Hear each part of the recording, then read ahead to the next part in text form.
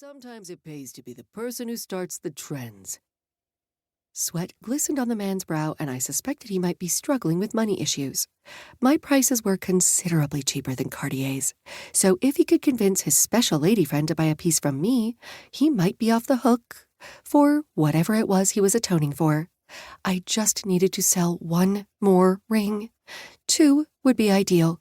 It would be enough to cover my plane ticket out of hell to Scotland. Dramatic much? Why, yes. Yes, I was.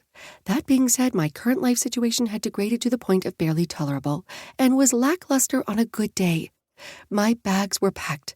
My tools were ready to ship. The rest I'd sold or was in storage. I just needed a few more sales and one extremely awkward conversation before I'd be on my way to Scotland, where I'd been promised a new beginning. One meager inheritance of a tiny cottage, a barely running car, or so I was told, and a pillow to lay my head on. Furnished was the key word I'd heard from the solicitor who'd called me when a distant auntie had died. With no kin of her own, the cottage had somehow worked its way down to me, and, frankly, I was happy for it. The pictures made it look charming, if 1970s pea green carpeting and faded cabbage rose wallpaper was your thing.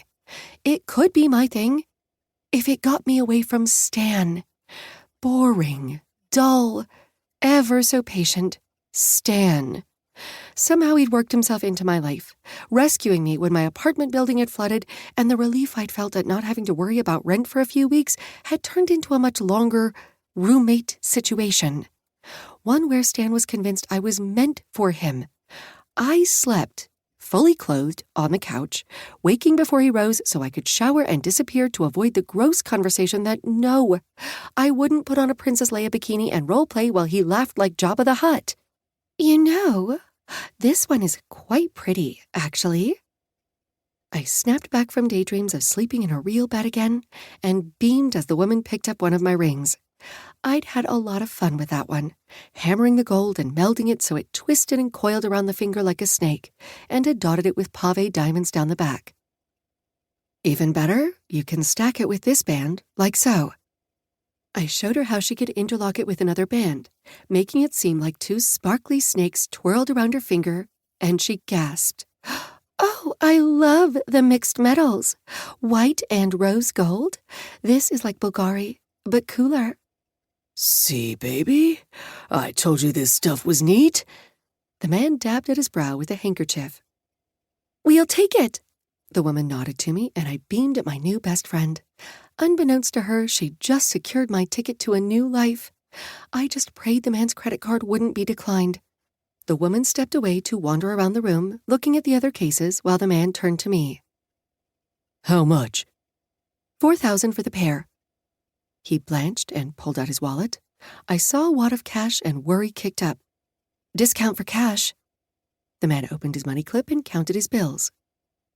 Can you do 300 off? Yep, no problem. No problem at all, sir.